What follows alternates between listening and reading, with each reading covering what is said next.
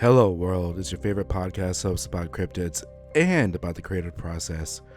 Anthony Diaz here. This is going to be a very special episode. This is a dual production episode. I had the chance to sit down with Joel, the musician, an awesome individual, an awesome human being, and a great musician. And we talked cryptids and we talked the creative process. We talked about, well, almost anything. We went to spirituality. We went to hometown. We went to how the writing process goes. So I wanted to send this out on both shows, 50 States of Terror and Narrative Quest. So enjoy. Later, y'all.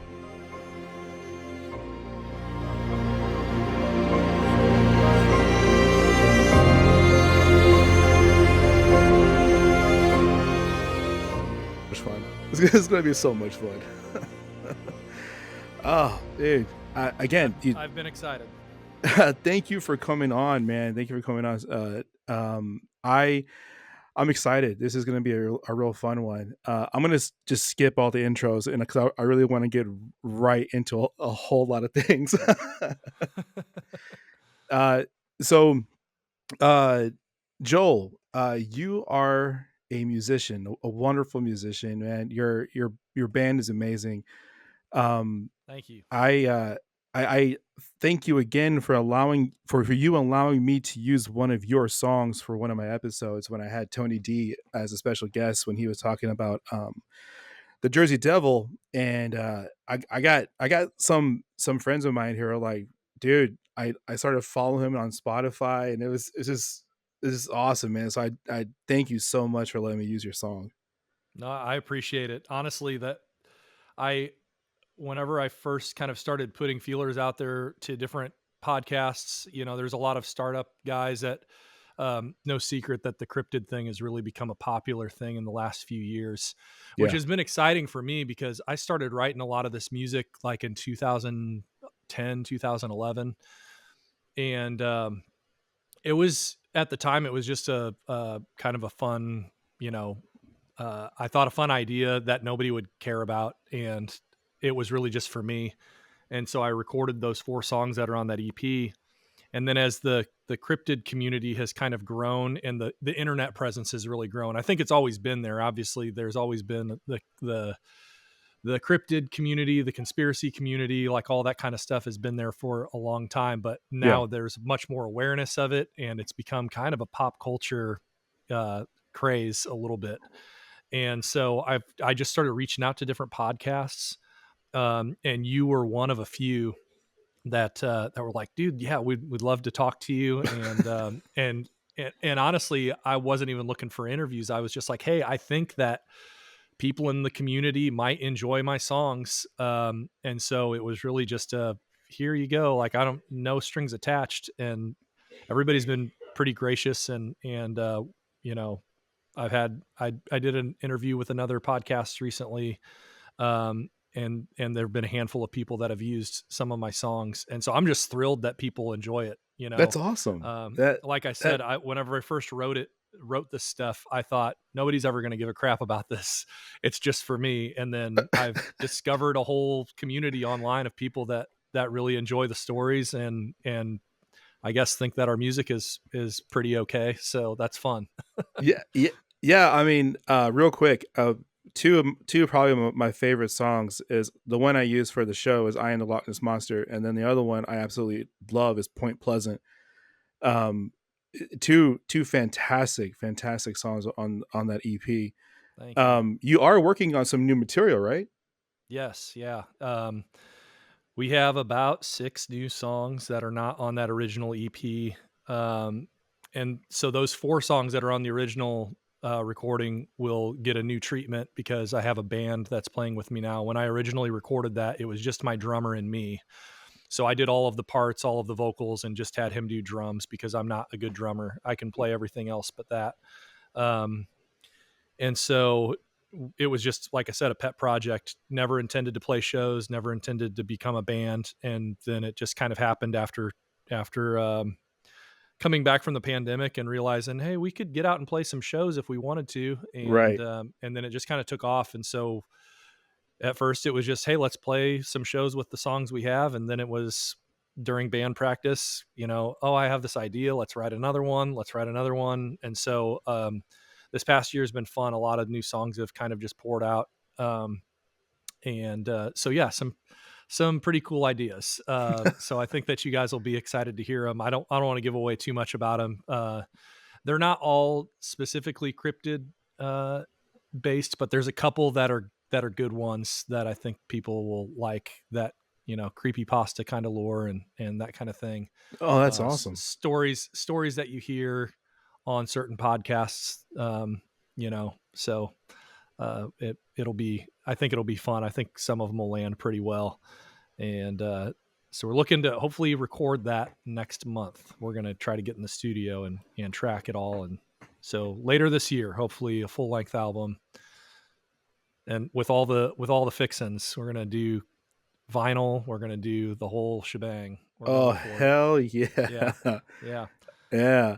Man, so this is obviously for two of my shows. This is for 50 States of Terror that involves cryptids, and the other half is going to be for Narrative Quest, which talks about the creative process and how you create, your work and everything. I want to start from the very, very, very beginning.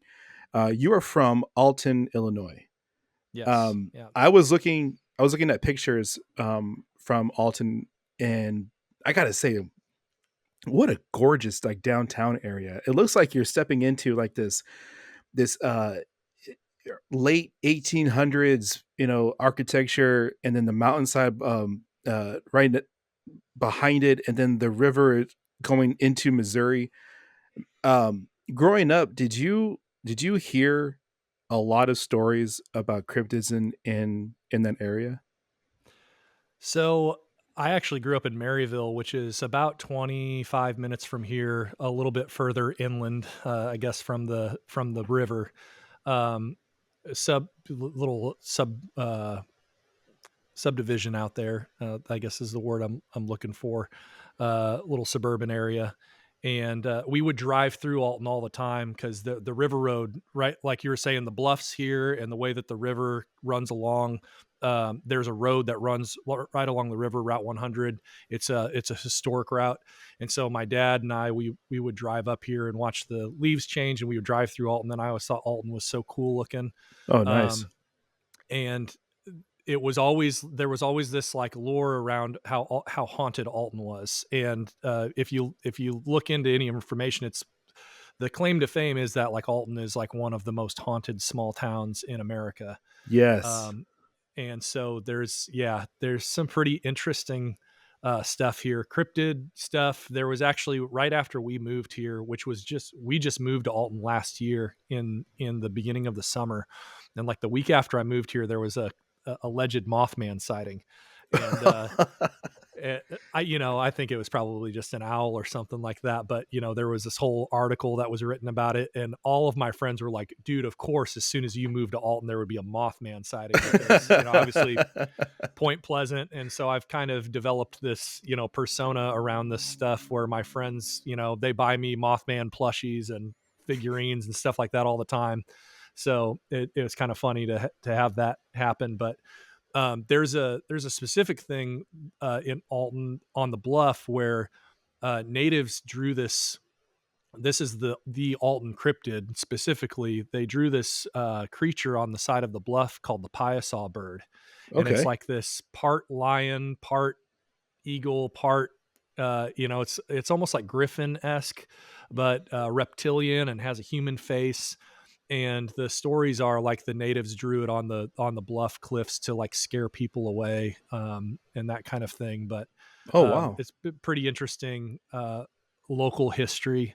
I actually had a local history teacher in high school who used to always talk about the Piasaw bird, and he would do like this weird perch pose and then scream like a freaking maniac, um, which was hilarious and made us all die laughing all the time. But um, you know, we wouldn't hear so much about cryptids in Alton as much as we would hear just about the haunting. Everything's haunted around here. There's old buildings, old limestone. There's quarries where the bluff's been cut out. And so people Yeah. talk about how, this will get into, some of the ghost hunters and paranormal investigator people out here really, really dig this stuff. But like limestone apparently like holds energy is kind of some of the lore around that. And so you had this prison that was here that, housed a lot of, unfortunately, there were slaves and things like that. And so there are people that say there's a lot of like negative energy stored in the stone, and then a Right. lot of that stone was used to build houses. So my house was built in 1903. I haven't seen anything that I can really verify. I've, corner of my eye kind of stuff, but who knows? So no My apparitions, no orbs, no, no. no, not anything that I could really confirm. Late at night you're watching TV and you think you see something out of the corner of your eye or whatever, but not anything that's really spooked me. My middle boy will say, "I heard, I'm hearing voices and blah blah blah," but he leans into it. He kind of wants. I think he kind of wants it a little bit, but also is Yeah. like terrified of it. And I think his older siblings, I think maybe the voices, they're messing with him probably. So Um, is that what started everything with like the fascination of like the paranormal, and then leading into the cryptids about your music writing? It was starting at an early age, hearing those stories, and then being so close to these indigenous peoples, and what their lore was, and then the fascination of with everybody else around the community, focusing on the same thing. Did that like spark this whole entire thing? it's definitely been creative fuel since I've gotten here, for sure. I think when I was a kid, there were things like, well, I was born in '84, so like Ghostbusters was super popular. Um, Tales from the Crypt, X Oh Files yeah. became X Files became a thing. I'm I had 41, so I'm right there with you. Yeah, yeah. So I'll be 40 this year, and I've got a My Pet Monster actually like up over in the corner, like the original stuffed animal is still sitting up here in my Nice. garage. I was always kind of like fascinated by that stuff. The title of the opening track on the EP is called "There's a Nightmare in My Closet," and that's actually named after a children's book that my mom used to read to me when I was a kid, and it simultaneously like scared me and like entertained me. I don't No know what my way. my relationship with that book was weird because I loved it, but I also would go to bed thinking like there's definitely something in my closet, and so that coupled with, and I'll be honest here. Maybe this will turn some people off, maybe it won't. But I grew up Christian, so my spiritual faith was kind of tied to some of this stuff. And the interesting thing is, and there's a song about this that's going to be on the full length record, is you know you go to bed at night and your parents tuck you in and tell you that there's no monsters in the closet, but on Sunday morning I would hear about like the scariest monster in the closet ever. And Right, right. so there was like this dissonance where like I knew, like I always just had this feeling that like something evil was out to get me. And so, years later I've kind of dealt with those things, and a lot of it was dealing with those things in songwriting, right? Kind of confronting fear and kind of standing up to the boogeyman and being like, "Hey, you don't scare me anymore." Yeah. Um I often make the joke that I'm a recovering Catholic. That yeah, yeah. like it's embedded. It's like it's so doused in that vice versa 50-50, Yeah. good versus evil. But then when you talk about the evil, it is so they put so much emphasis and powerful words associating with it at a young age. Like sometimes you either grasp to it and make friends with it, or you become like it's just like it's the thing that nobody talks about, but we kind of like already know Yeah. that, hey, let's just not talk about this thing, you know what I'm I saying? Yeah, I think there's a lot of people walking around with it, and I think that explains part of the attraction to my music specifically. The people that I interact with that are interested in it, but also there's, I mean, the occult and stuff is really popular in pop culture, and I don't think it's because people are actually worshiping Satan. There's a lot of conspiracy theorists out there that think that there's really bad stuff going on. I think Oh there's a lot yeah. of people walking around with like spiritual trauma that are like, you know, like you said, you either embody it and like go, yeah, like this is, almost kind of giving a finger to the oppressive system that you grew up in, Right.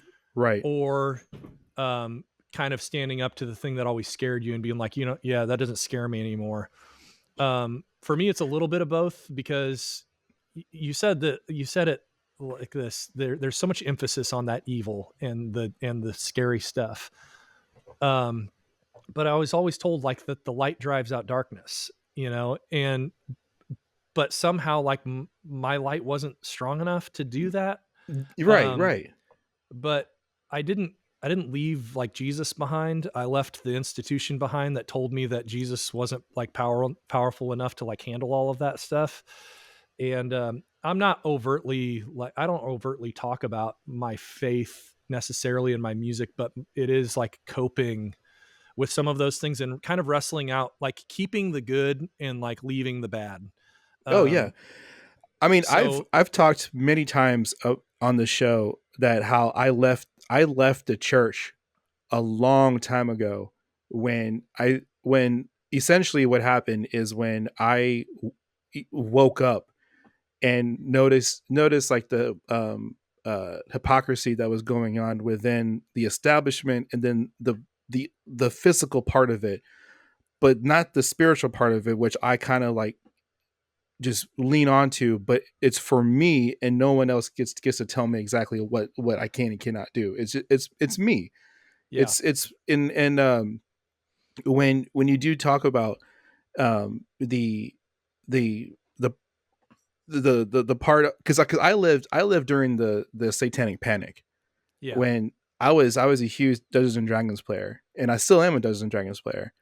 But when like an institution came by and says, no, that's devil worship, like, no, it's not. Like, what are you talking about? You know? right, And yeah. yeah, it's correlation. Like I 100% agree and can 100% be be with you on that. Yeah, so let me say one little thing to speak to that, because it's very important to me that I clarify this thing with people when I can. And that is when you distrust everything, right? Like that's the whole thing with like Dungeons and Dragons is satanic. It's because any little thing, it's like, oh, they're trying to lure our children in and they're, all of this stuff. And it's like, Yeah, on one hand, I'm told to love people and like love my neighbor and don't judge people. But on the other hand, it's like, no, judge everything because it could be out to get you. And what I realized is like, if God tells, I mean, if everyone is my neighbor, the way that I'm told that's true, like everyone is my neighbor. But if I distrust them, then I can never actually love them. And therefore, I've not actually carried out the commandment because I've been so scared and held everything at bay because I can't trust anyone. yeah, Um, so I wrote a song that's like specifically about that, about like I was saying earlier, my parents would tell me, no, it's okay. That's not real. Go back to sleep. But on Sunday, tell me, no, this is really scary and bad and evil, and stay away from people like that. And, now my dad looks at me as I surround myself with people that wear black makeup and, dark clothes and stuff like that. He's like, what's happened? I mean, you see the picture up behind me. yeah. I was in School of Rock, the musical, a couple years ago. I was Dewey Finn. And so that was our Maggot Death poster. You know how he used to be in a Nice. heavy metal band. So that's actually me and my buddies dressed up, and my brother-in-law photoshopped it and made us look like we have black eyes. And my dad is just like mortified by some of the stuff. But I've been clear to him. I'm like, Dad, it's not, I'm just doing what I was always told to do. And that is to not judge people and love them. And, there are people in all kinds of places, especially the dark places. People are very lonely and they just need somebody that's like, hey, I see you, you're fine. Like I'm not here to change you. I'm not here to tell you what you're doing is wrong. Like, I just want to be your buddy and Yeah, hell be yeah, your man. friend. So Yeah, like, hey, everybody out there, go find a goth kid and hug them really tight, man, yes, because goth kids are fucking absolutely. awesome. Yes, absolutely. And not just goth kids. I mean, just just kind of weirdos in general. I was always that guy in school that hung around every group. You know, I saw the cliques, but I just was like, I'm not participating in that. I was a varsity basketball player, but I also was a skateboarder. My best friend, who's now my bass player in my band, was a sousaphone and tuba player in the marching band. And, you know, I hung around with goth kids and gay kids and all of the things. And Hell yeah. I was um the Circle Jerks, Dead Kennedys, punk rock, yeah, kid, and yeah, then fell in love with metal, heavy metal, and like and I also truly appreciate it, and my parents so much for exposing me to a wide range of genre of music. So I grew up hmm, with like Led Zeppelin, Jimi Hendrix, the Beatles, Jim Croce, Cat Stevens, Crosby, Stills and yeah. There Nash, we go. and then like it and for me being Hispanic, I grew up a lot with old school Tejano and then country music, and then for me, uh, I was a military kid, so I had exposure to hip hop, rap, rock, heavy metal, death metal, punk, and it really expanded the the whole like everybody is just who they are, and they're just an awesome individual. Yeah. And like if you're gonna hate somebody, hate them because they're an asshole, not because not because what they look like. Right, and not because of the things that they enjoy, you know? Exactly. Yeah, judge people by the character of their hearts, not by the way that they look or the color of their skin or their preferences, all of those things, you know? No, absolutely. Hell yeah, man. Yeah. That's awesome. That's all So, that's awesome shit. actually, Loch Um Ness Monster, you said is, you know, that's your favorite song. That's what that song is all about, you know, is, you know, we can get I'll let you kind of lead how we get into talking about some of those things, but, that song is about self-acceptance, um, and then, you know, showing other people how to do that too. So, Yeah, yeah. Let's get into like the choice of the cryptid you use for that particular song, and also for Point Pleasant, that's obviously Mothman, but like for I Am the Loch Ness Monster, like would you consider like Loch Ness Monster being that type of individual that to like this is who I am, love me for who I am? Would you see yourself doing the same thing for something like I don't know, Sasquatch or something like are you are you writing the songs specifically for the cryptid, or does the cryptid inspire you to write the song? a little bit of both, but I think the cryptid inspires me to write the song because I see something about myself in the stories.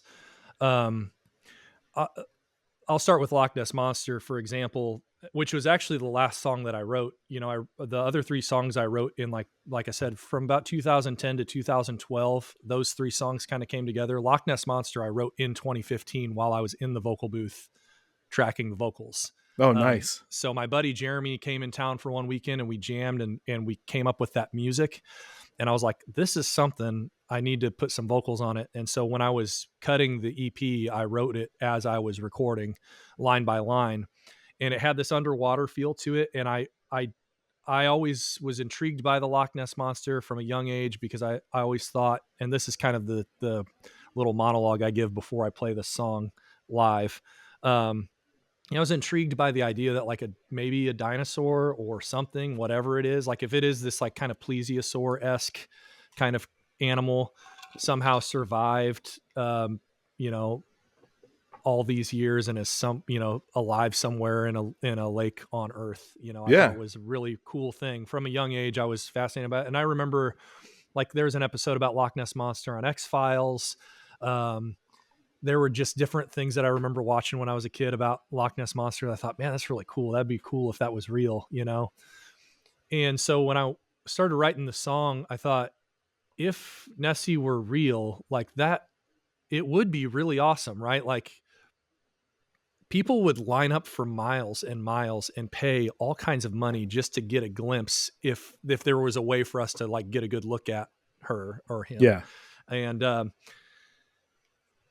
I thought, yeah, what a like magnificent creature, you know, like it's a really cool creature. But if it is real, and we haven't gotten a good look at it. Like, that's kind of sad that like this really fantastic beast is like a bottom dweller and like kind of swimming in the murky water and like only coming up occasionally for like air and food and whatever. And I thought, that's me, right? Like, that's I for a long time was maybe ashamed of who I was. And I think this goes back to kind of some of the religious trauma stuff where you're taught like you're a terrible person, dirty sinner, blah, blah, blah. And Yeah. you're not allowed to love yourself really because of all of the warnings to not do that kind of thing. Um, which that's a whole different topic. But I guess self-acceptance was something I struggled a lot with. I didn't really know who I was. And if there was any glimmer of knowing who I was, it was kind of like I denied that because I was self-sacrificing and all of these things, which really led to self-loathing. And when you do that to yourself, you project it onto other people. And I think that's why there's a lot of like negative emotion in the world. There's a lot of negative view of people. People don't like or hate what they don't understand. Right. And what they can't get a good look at, so people are scared of the monster, right? And I was scared of the monster that I thought might be inside of me because I was always told that was who I was this monster. And I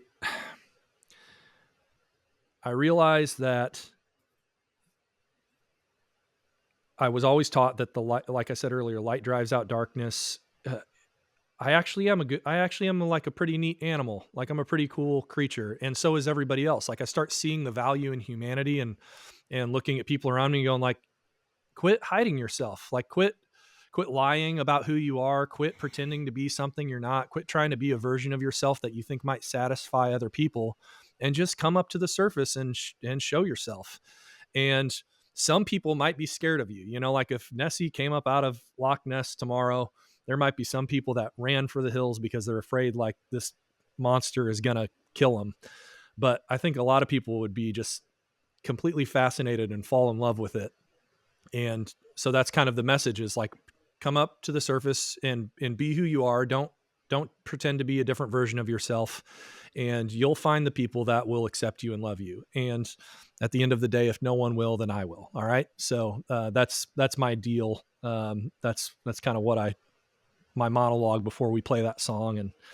And it's more about me than it is about anybody else, but I hope that people receive it as about them too. And so, yeah, the cryptid inspired the song, but there's a lot there. There's a lot of subtext with all of these things. It's not just about the cryptids. It's about a lot more. Yeah. So that one was a fun one to write, and it's a fun one to play live still. It's still our favorite song to play live, even though we've written other stuff. We always close with it. And it means a lot to me. And even still talking about it, the way that song took shape and what it has become and what it means to me now, is still something really special that I don't have any hint of like that going away anytime soon. It still means a lot to me. So it's really special that it's starting to mean something to other people, and it's starting to get some traction after all these years. It's been almost 9 years. It'll be 9 years this year since I wrote that song, and people finally kind of started listening to it. So that's pretty cool. I love it, man. I love it. I actually I let my wife hear the song yesterday, and she was blown away, and so she has already followed Spotify and things like that. It's I've always said that the arts can do wondrous things when you are either trying to give a message out, or you are trying to like unzip something eternally inside you that you just want everybody to like, because what it is really is exposing your innermost feelings when you're a writer, when you're a musician, when you're an artist, because it's easy just to like cram all that stuff in and not have a creative outlet. But when you do have a creative outlet like music, there is that sense of vulnerability that people do put inside their work. Do you feel that um you you put a little bit of you into every single piece that you do, or do you want to hold back a little bit in that process, because it might be just a little bit exhausting after a while? Yeah, man, that's a good question. That's a really good question because it's a little bit of both. Like I think I think when I'm writing, I'm all in. I think the reserving part of myself, because it can be exhausting, kind of comes on the back end, like after the song is out, because then Mm. I want to talk about it, and I try to reserve those conversations for venues like this where, people are actually listening to the conversation and they're not like, "Hey, shut up, play another song." Um, and While they drink their 12th beer, it was like, right, right, more. yeah, right. So, but it can be a little exhausting, and it's also a little scary to be that vulnerable. Um, I used to not think so because I'm a very extroverted person, and so I'll be best friends with anybody immediately and tell them my life story and all of this stuff. And I've come to realize, like, when you're that vulnerable, like, it kind of comes at a price. Yeah. And so, I try to guard my family and myself at least a little bit.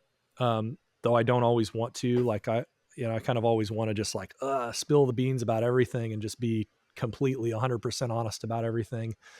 And that's probably not a good thing either. So hiding it in these songs, I think, is a good outlet where I can really be I'm really fully honest and pour myself fully into the song, and it is 100% about me.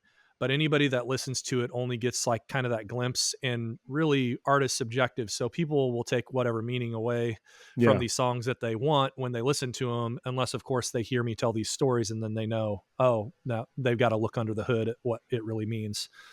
Um, so yeah, that's a really good question. But yeah, like I said, I think that's probably, it's a little bit of both, right? Like fully into the song, but also kind of hidden to where not everybody gets the full picture, more Hey, or less. people come Yeah. to my mediocre podcast to get the hard hitting questions, man. This is how this works. Yeah, because Well, I've hopefully I'll get some people listening to it. I don't know, maybe 10 of my friends might give you a listen. it's awesome. Man. Um, I'll take yeah. it. I'll take it. I started writing. I started writing again after a very very long hiatus, because, and I talked about this on the show before. Um, so I always wanted to be a writer. Always wanted to be a writer. Um, and I gave it up a long time ago because I fell into this cookie cutter, supposed to be what you are supposed to do with your life type blueprint.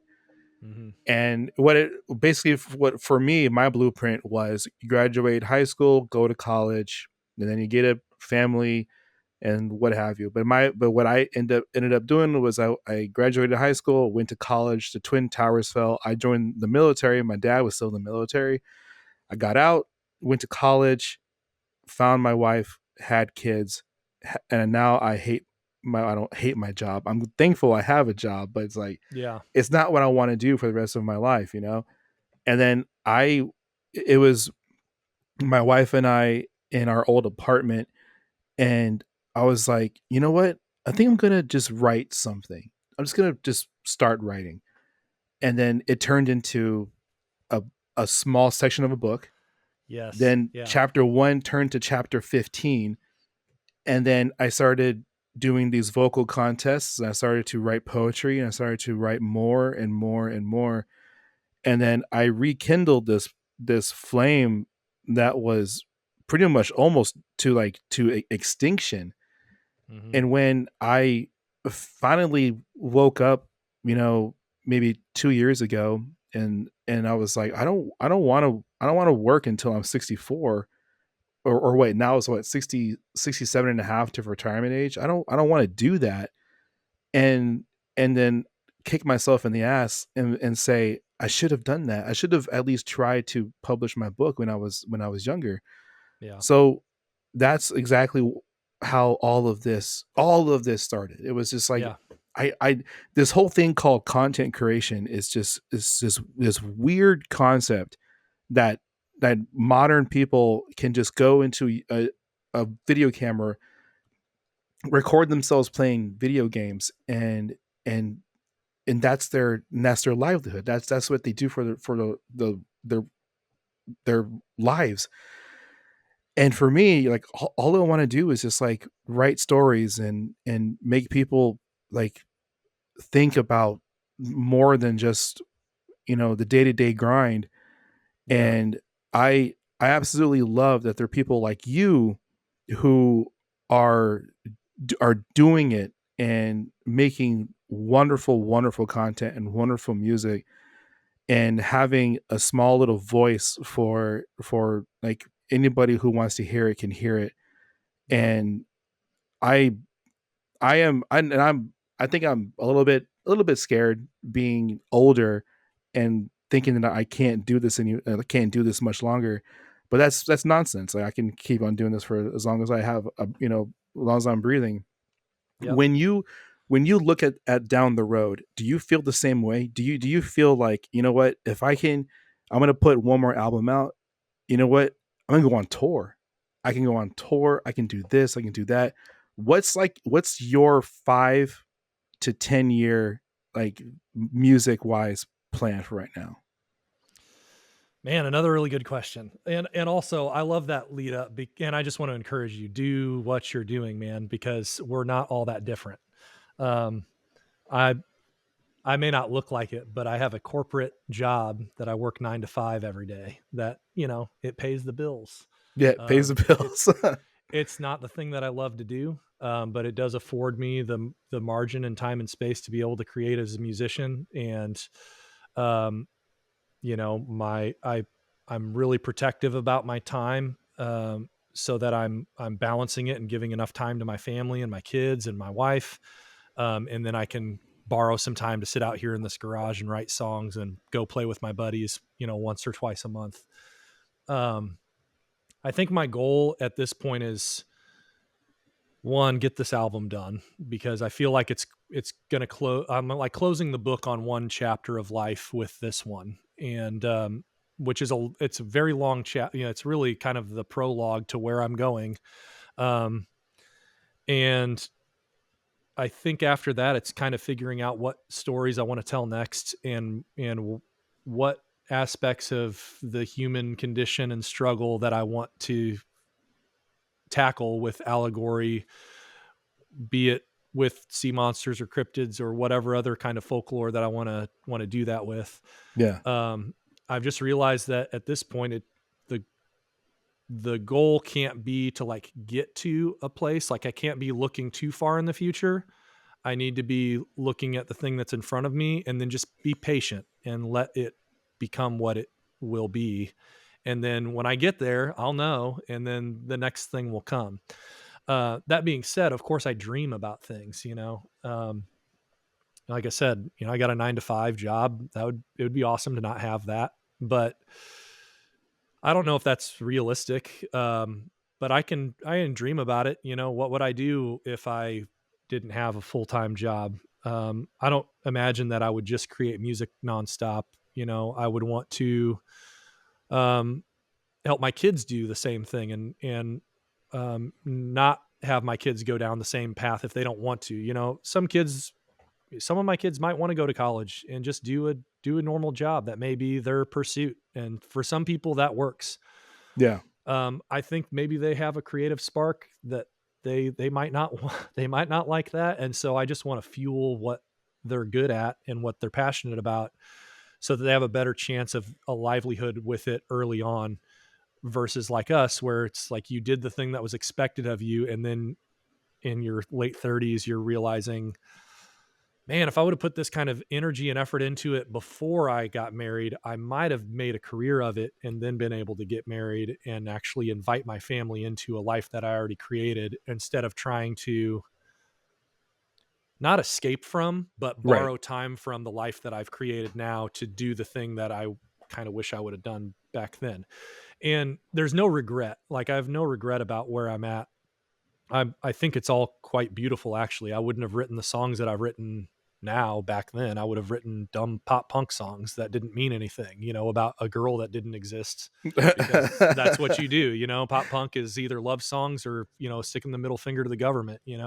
Yeah. And those things are great, but like, that those songs are a dime a dozen. I want to write something that makes people really think about things and go, oh, that's interesting. And, song about the Mothman or a song about the Loch Ness monster. There's not a lot of that out there. Although there's more now. I'm finding a lot of bands that I really love that are doing similar things. Um, but yeah, I think the goal is maybe at some point as my kids get older and my financial restraints kind of get a little easier, because I'm not putting food in five mouths all the time and clothing them and housing them, that maybe at some point I might be able to kind of like retire into being like I kind of maybe see myself in retirement just doing like the folk singer thing and just going and playing small venues, play for 2 hours, make a few $100, do that 2 or 3 nights a week, and then travel with my wife, go to Lake Loch Ness, or go to France, because my wife likes France. So I think that those things are like maybe like the dream goals, of being able to do the things that I really love to do, and kind of like alongside of my wife doing the things that she really loves to do, and like we can do them in the same place. And she's also a brilliant writer. Like she's a poet, and yeah, she's really good.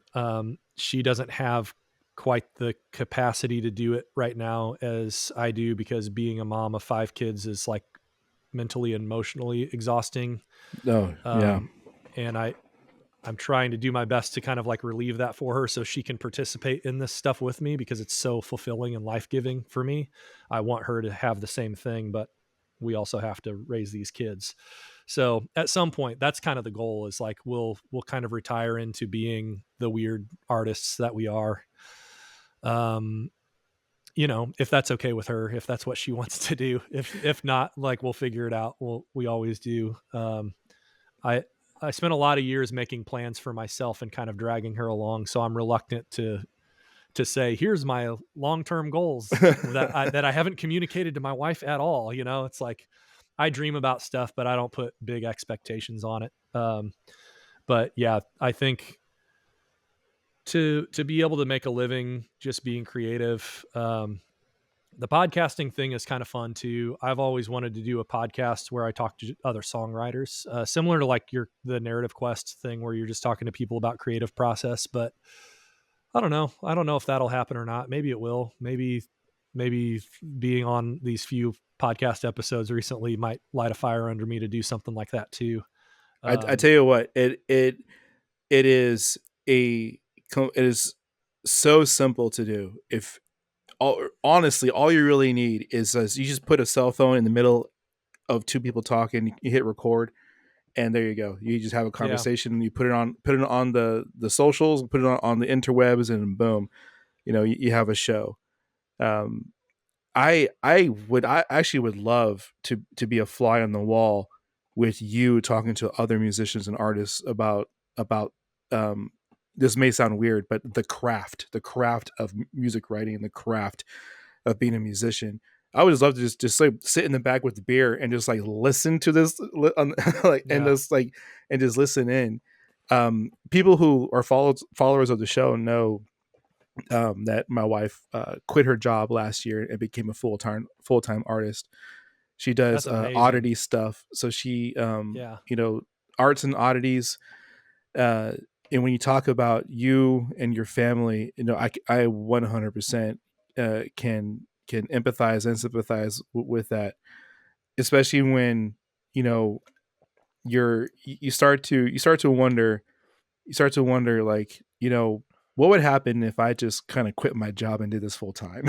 Like would I crumble our household, or could or maybe I would get a lucky break and become a millionaire writer. I don't know, but yeah. um I when think for me, that you know, I if the conditions were right, maybe I might do it. yeah. Um, I need to help my wife get to a place where she has some felt safety around like our income and like the household and all of those things. And then maybe I'll broach that conversation and say, hey, what would it look like if I tried to do some creative stuff full time? But I don't think that that's like, I mean, again, I dream about that stuff, but those conversations aren't really there. They're not ready for me to have yet. And so I won't. And if she listens to this podcast and even hears me like suggest those things, she might like have a mini panic attack. Don't worry, babe. I'm not quitting my job. If you listen to this, I don't have any plans to do that, but I do think about it sometimes. And, um, you know, I think I could do it. I think I could do it, rise to the occasion. Like you said, would it crumble? Would I lose everything? I don't think so, but I think it would be really hard. And we've had enough really hard recently that we don't need more really hard right now. So Oh, we need to yeah. rest and like, I've done a lot in the past couple of years to hopefully give my family some security and safety to where they don't feel like they're riding by the seat of my pants, because that's kind of how I've lived a lot of my life. And so we've got some stability. We're going to hang on to that for a little bit, and then maybe we'll see what happens. Oh Um, yeah, I've struggled to climb the corporate ladder to the point now where we were sitting down at a table, and my wife was like, "I'm not happy," and I was like, "You know what? Just do it. Let's see what we can do and do it." And that's the most joyous thing I can ever give my wife, is the freedom to do whatever she wants. yeah, And her art is amazing. yeah. Uh quick plug, her art is chaos, KOAS, chaos. It's Kaylee's art and Odyssey shop. I screw that up, KAOS. KAOS. Yeah, yeah. I got it. Kaylee's art Yeah, and Odyssey shop. It's a yeah, fantastic, she does vendor shows. It's so amazing. I'm so proud of her. I'm so proud of yeah. her. That's um amazing. Well, you're inspiring me because maybe I ought to push my wife more since she's the stay-at-home person. Hey, you should what I need to be doing is creating some more space for her to do those things, because if she can get there, then maybe later I can get there.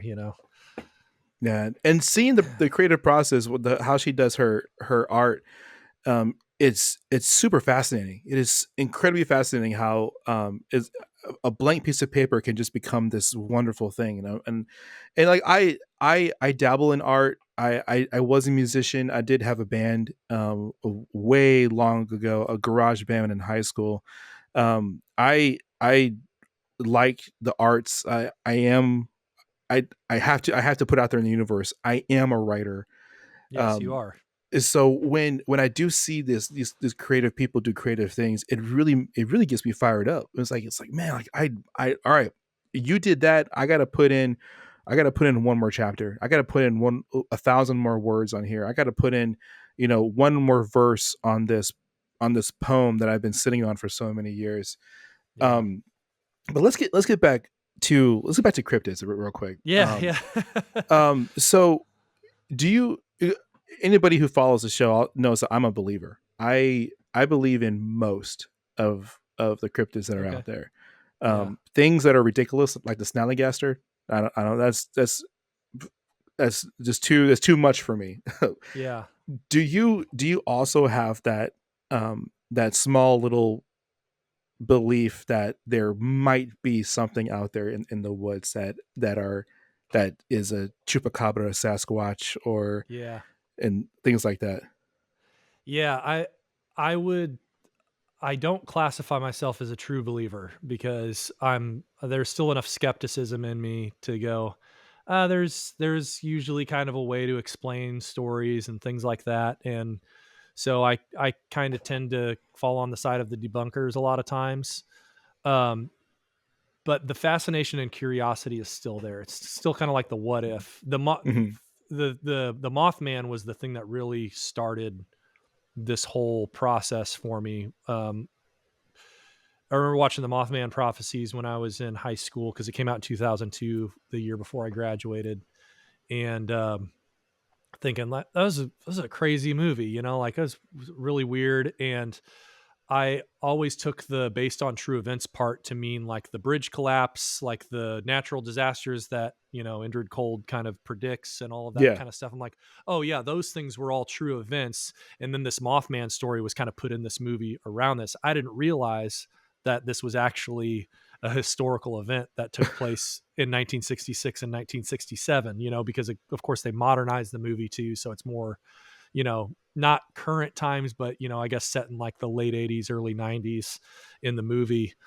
And so when I initially saw the movie, I just thought, oh yeah, that was kind of weird. And, I was always the person to go, oh, based on a true story. Yeah, yeah, like, sure. What part of the story was true? Like that road that they drove down, like that's the true story. Okay. You know, and so then like a few years later, I remember like what I watched it again and I was talking with someone. I was like, well, like that's all just made, it's like the bridge collapse actually happened, but there was no Mothman. Right. And someone was like, no, it's like actually a true, like the whole thing's a true story. And I'm like, what? So I start looking into it and I'm going, this is fascinating. What's fascinating to me about it is like the corroboration of stories and people who are otherwise like strike me as like pretty sane, like talking about pretty insane stuff, and going like all these people are kind of convincing. So what is it about this story that people are so convinced that it actually happened?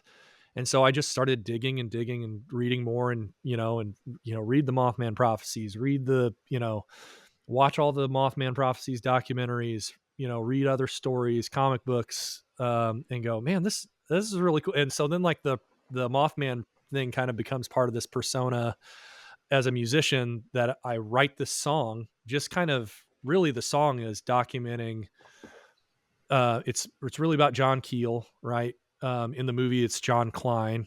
And I love how, I don't know if you know this, but in the movie they split John Klein into two characters, right? It's Richard Gere, and then it's the investigator that he goes and visits, like in Chicago. You remember that part of the movie where he Oh, goes and visits the yes. guy? Yeah. And that professor's last name is Leak, which is Keel backwards, right?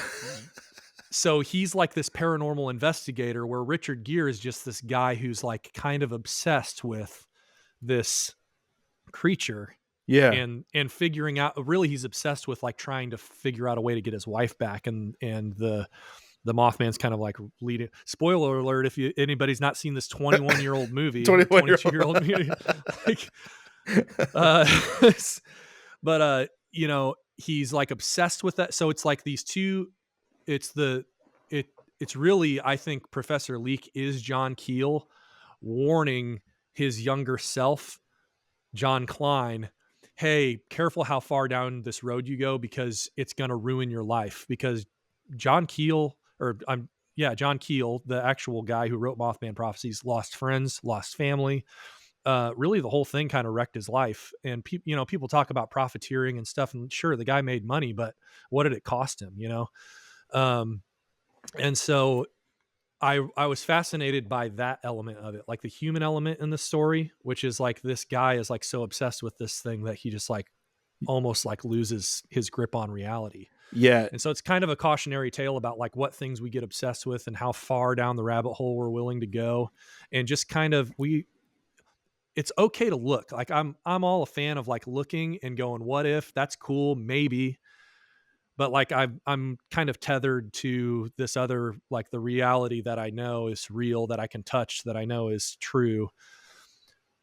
And let me tell you, dude, after a decade of almost of writing this stuff, like the tether has frayed a few times, and I've gotten scared that I've almost been in a reality that I was afraid was real. But I'm still not, so that's my answer to the true believer thing. But that's the Mothman thing is really kind of the thing that sparked it. How is it that like hundreds of people claim to have seen the same thing, and then the bridge collapses and all of a sudden they never see him again? Now, there are answers to that question. If you want to, debunk it, you can do it. But sometimes it's fun to not debunk things and just go, yeah, that's spooky shit, you know? Like, Yeah, it, um, it plays into the whole persona that what Mothman is. Mothman is supposed to be the like, warning yeah, of a pending doom. right. And yeah, that's yeah, as one of the heavy hitters. I haven't done Mothman yet. I'm waiting towards the end of the 50 states to do the heavy hitters. I'm going to do Sasquatch, Mothman. I'm going to do let's see. I think there was one more I was going to do as that was a heavy hitter. Because those ones are so well known and Yeah, so researched, and there's so much pop culture that surrounds them that yeah, I wanted to bring in actual researchers. I wanted to bring in like cryptozoologists on the show, and right. I wanted for them to give their 2 cents on everything. Um, because when I did the Q&A show, I spawned the question on the social media on Facebook, and I was like, if you had a chance to ask a question to a cryptozoologist or to a podcast about cryptids, like what would you ask? And the majority of them were like, I want to know and ask questions to the researcher. I want answers from them. Like, what do you Yeah, think? You know, yeah, because the books and all this stuff can say, oh yeah, well there's evidence here, evidence. They're like, no, it'll be way more interesting to bring those people on yeah. because just And like you there's a said, yeah, how can 100 people experience the same exact thing yeah, and yet no one has an answer for it? You know, right. and that Yeah, and fascinates me. there's a gazillion guys like us that have opinions about it, but we're just guys with opinions about it. We're not the researchers. And so I recognize that there are guys out there that have devoted a lot of time and resources into kind of investigating these things. And that's kind of where, there is an element of, I go, are those guys like, wasting their time, but also intrigued by it? Cause I'm like, you would think you would get to a certain point and go, "Yeah, I didn't find anything. I'm done." And Yeah, these guys stick with it, you know? So there's like the conviction and like the belief the same way I feel maybe that's me with like my faith in God is like my experience says like yes, it's true. right. Which so that's funny that I'm not a true believer in like these things that maybe might be physical animals, but like I'm a true believer in like the Almighty,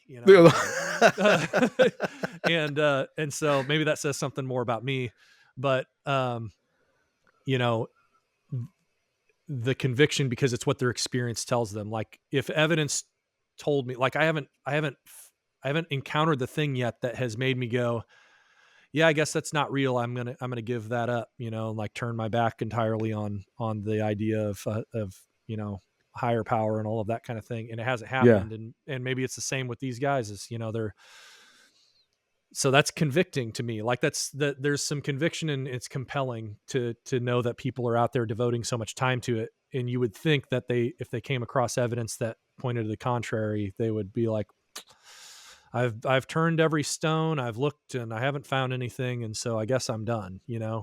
Um, yeah, and yet and yet they persist. So that says something, I guess. Um, there are certain cryptids, like you said earlier, you're not, all of the silly ones, the jackalope and things like that that are just, obviously people pranking each other and that kind of thing. But Bigfoot, Mothman, Nessie, um, those are those are compelling to me.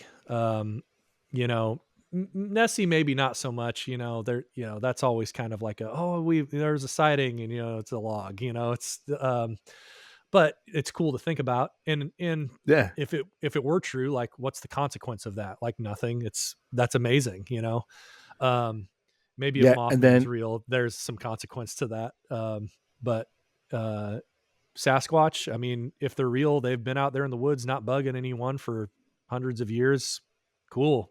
Glad they're out there, like although it depends on who you ask about that, I guess. Some people think that they have malintent, but um yeah, and like and that and you can spend the next like hours going into aliens and paranormal Yeah. Yeah. and things like that. We are approaching the 1 hour mark. I do want to ask you one final question about your music. Okay. Um, I want to know what type of major influences, because I can see here like either the Ventures, Cat Stevens, Paul Simon, Calexico, Death Cab for Cutie, Dinosaur Jr., Son Volt. Um, what other influences go into your style of music? Um, I mean, really, what you just listed there is like what I consider the really like the round table of influence in my life in terms of core memory. Like those artists have core memory slots in my life, and so I think when I sit down to write, regardless of whether or not I'm trying to, elements of those artists come out in the things that I write. Because I and the coolest confirmation about that is whenever I play and people name specifically those artists without seeing that list, right? Like Hmm. people that I've never seen me before, they've never seen my Spotify page, they've never seen my website that says these are the bands that influence me, specifically mention those bands. And it's confirmation that, like, yes, the core memories of these specific artists have shaped the way that I write as a musician and the kind of music that I create. Um, there are other things, like I had the punk phase, I had the emo phase, I had, there's a lot of different phases of me growing up trying to figure out who I was as a musician. And so I still carry some of those elements with me. Hmm. Um, but I mean, I would say probably the two greatest influences are the Ventures and Cat Stevens. Um, and then the 90s grunge alternative, really REM and Dinosaur Jr. were big for me because that's what my older brother listened to. So I would, Uh-huh. anytime I'm at a show and like there's a really good like grunge band or shoegaze, slow gaze, like all that kind of stuff, and it's real heavy, gritty, Sonic Youth kind of style, all that stuff. I immediately, if I get a chance to talk to him, I say, dude, you transported me. I was a little kid with my ear pressed against my brother's bedroom door while he's yelling at me to get away. And I'm like, what is that music you're listening to? I need to hear it, you know? And so there was this element of like wanting to be like my older brother. And so really trying to get a hold of the things that he liked because I liked him so much. I wanted to be a musician. So it was like, I can play the music you like, and you'll like me if I do that. And whether or not that's misguided, it stuck with me. And I still, my brother and I, we don't really have a ton in common. We live an entire country apart. He lives in Arizona. I live in, Illinois. But I think that there's still an element there. Like if he ever sat down and listened to my music, I think he would hear it and go, whoa, like Joel was like listening to the stuff that I liked, Um, so yeah, like the big influences I think are listed there, but there are other things. I find myself inspired more these days, kind of like you were saying about like by other just normal people like me, just indie artists that are creating, and I'm going, holy crap! Like you should be on top 40 radio. Like and you're sitting here in an Instagram chat with me and like are telling me that my songs are good. Like I'm not worthy. Um, if any of you follow me on Instagram, you probably saw in my Instagram stories this song that I was posting about, called Snakes by a band called Death Waits. And he just released his record yesterday, and it's indie alternative, it's 90s grunge style kind of stuff. And I was like, dude, this is the best indie alternative album I can remember hearing from an unsigned artist. Like Oh, that's it's awesome. amazing. He, and did it all himself. And honestly, if I do a podcast where I talk to writers, like he's like top of my list of people I'll talk to. And I'm just so inspired by other people that I'm like, oh, you're doing it. I'm doing it. Maybe I can do it too. Just like you were saying, it's like you get kind of fired up by someone else that's just like you doing something creative, and you go, oh, okay, I can write another 1,000 words, or I can write a chapter, or I can sit down and come up with another riff, and Hell okay, yeah, that's yeah. something. Maybe okay, I'll get out my index of like, I've got a book called 50, which is funny. It's called 50 States of Cryptids. I'm going to grab it. I just knocked it over. But this was a gift from my buddy Andrew, and Andrew probably will listen to this podcast because he's a sweetheart and he likes to listen to everything that I do. But this book, 50 States of Cryptids, or United States of Cryptids. Sorry, I get it Oh mixed up. yes. But like, Yeah, dude, so this book is fantastic. And so I did just release on my Bandcamp page. You'll see there's a song called "Listening to the Wendigo," and it's just acoustic. But my daughter flipped open this book and goes, "Wendigo, let's write about that." And so I played an acoustic riff, and she just was reading the story while I was playing it. And then I said, "Yeah, that's something. We'll work on that. I'll put a pin in that and write that later." oh, And that's awesome. so, there's just so much material. It's like it's endless. But I get inspired by another artist that's an influence, whether or not stylistically it's an influence on me, it's an influence on me creatively to go, okay, now I got to put pen to paper and do something. Yeah. And even if I can only borrow 30 minutes here and 10 minutes there, like I can write ideas down. I do a lot of voice memoing on my phone and like humming melodies, like, and then I go back and I listen to it and I go, okay, can I like pluck that out on guitar? And so yeah, it's fun to listen to indie art. I listen to a lot more indie artists than I listen to signed artists anymore, because that's just a pool that is very untapped. And I try to point other, like my non-musician friends, I'm like, hey dude, turn off your top 40 stuff. Listen to this playlist that I made of all of these people you've never heard of, because it's so easy to find, and it's lost the pretentiousness that it used to have. You know what I mean? Like, Yeah. I don't know if you were ever around like indie people like in the late 90s, early 2000s that are like, I heard that band before anybody else heard of them. And I'm like, Oh, absolutely. While and they're it's kind of like gatekeeping a little bit. yeah, yeah. And what the internet has done is it's just like opened the floodgates, and it's like, look, it's just all free to like access. Like there's no pomp and circumstance about it. There's just a gazillion amazing artists out there doing what they love and creating amazing art.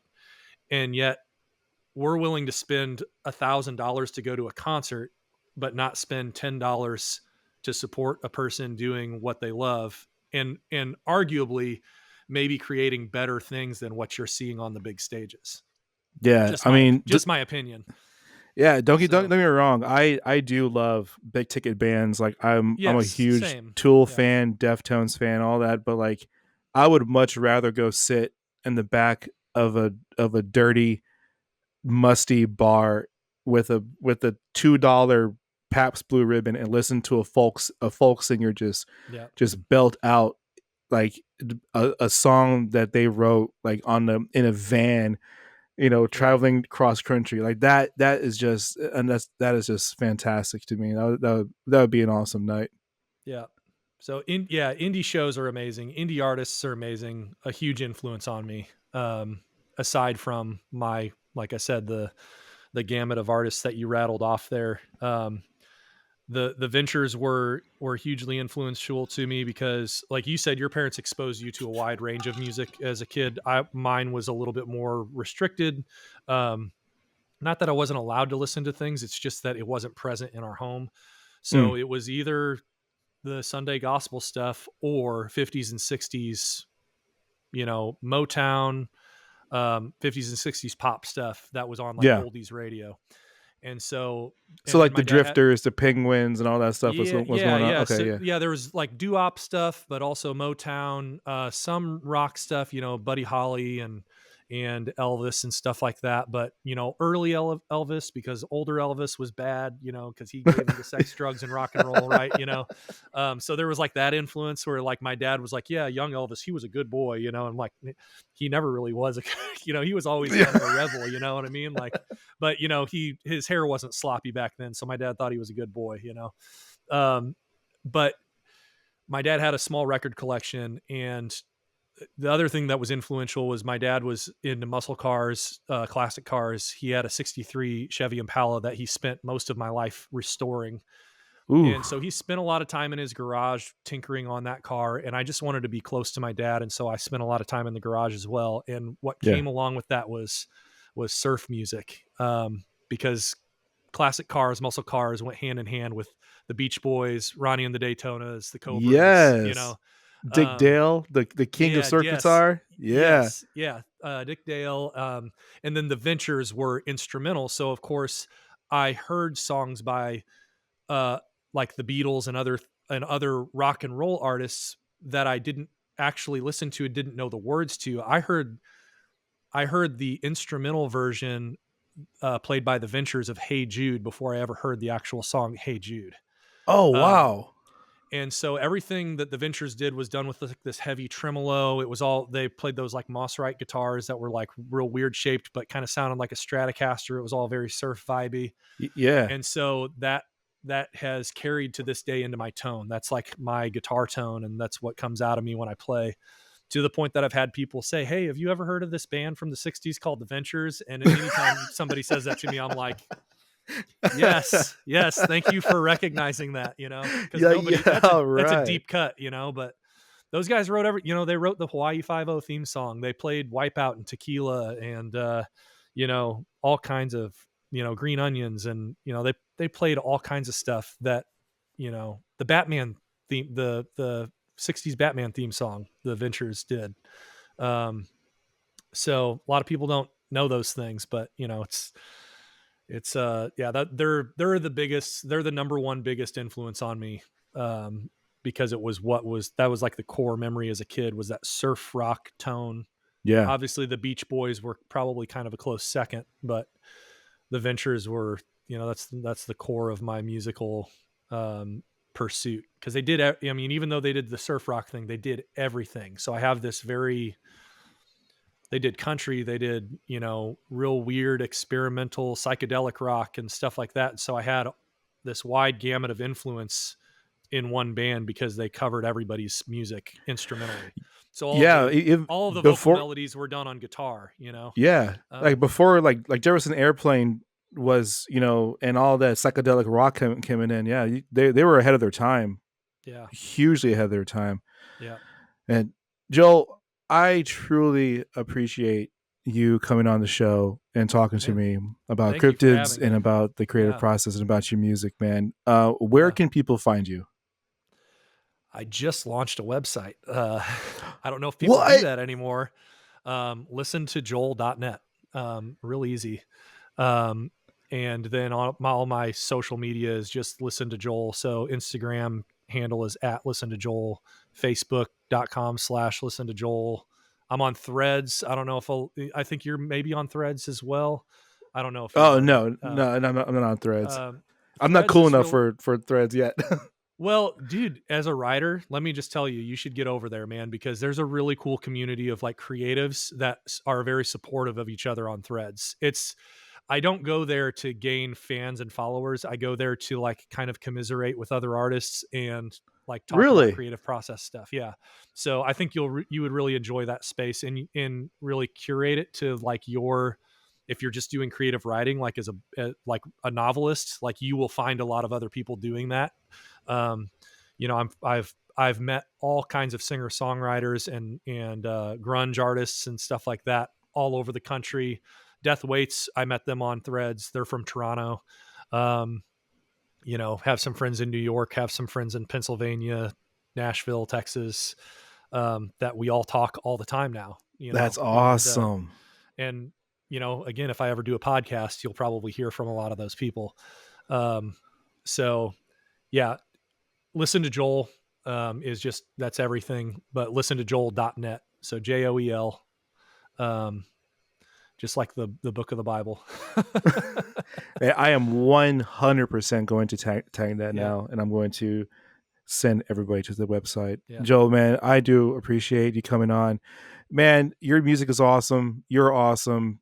I can't thank you enough for spending a little now an hour and 15 minutes with me.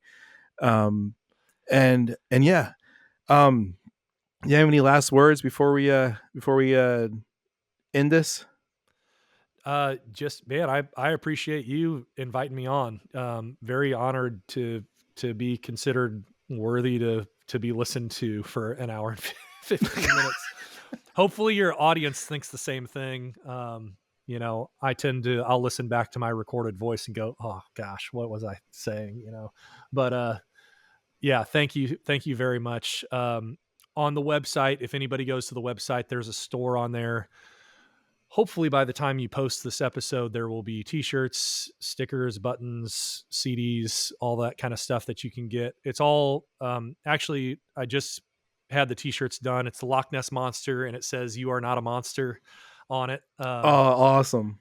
And so those should be up and live in the next couple of days, I think. And then, yeah, so I'd appreciate it if you don't buy anything, go to Spotify or Apple or whatever, or my Bandcamp page, and just stream it, listen to it, give it a listen. And then if you even like it a little bit, just share it. Like, just press the share button. It's real easy to do. I think a lot of people pass that up from, I'm sure as a creator, maybe you run into that frustration. It's not frustration, because I don't want to put expectation on my friends, but like, I'm passionate about a thing. I share things that my friends are passionate about. I hope that my friends will share the things that I'm passionate about. So Yeah. if you care about it, if you like it, if it speaks to you, just please press the share button and say, hey, check this guy out.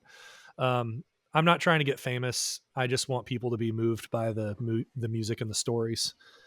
So Yeah. I appreciate your time, man. Right here on camera. Support local artists. Support Joel. Yes. Share. Yeah. All right, guys. Later, y'all. Go right. See you, buddy.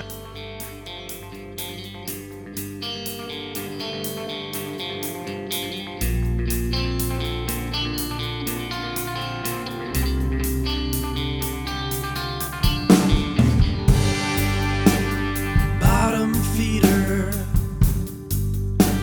Is that what I've become? Thank you for listening to Narrative Quest, a show hosted by me, Anthony Diaz. You can follow me at Corporal Ziggy USMC on pretty much all of the socials. That's at CPLZIGGY USMC. You can email the show at narrativequestpodcast@gmail.com. Narrative Quest Podcast, all spelled out, @gmail.com. You can follow my writing at vocal.media and just search for my name, Anthony Diaz. Thank you again for listening to Narrative Quest, a show that asks, what's your story? Later, y'all. When can I come up to breathe? Come up to breathe. Is this what they call living here below the surface? Maybe I deserve this. Am I just watching time pass so I can die alone here? We've all got our own fears, and mine is you.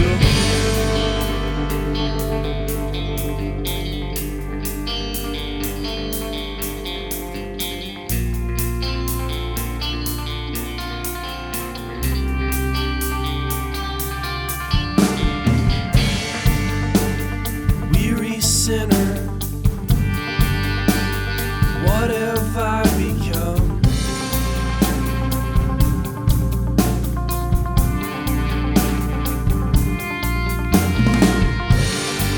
Secrets with secrets, living on the run.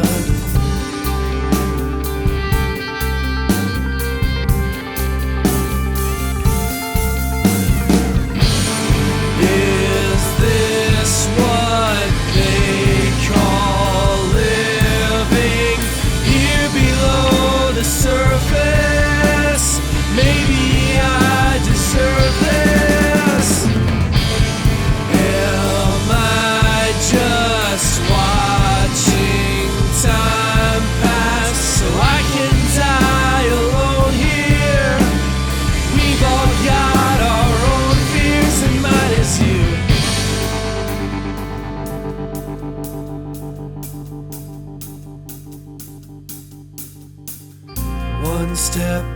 time there's a reason we hide. We're all afraid of the monster inside. If I sink or I swim, does it matter at all? What will they think when they finally see I'm not everything that they hoped I would be? I'll take my chances, I'm rising to the light.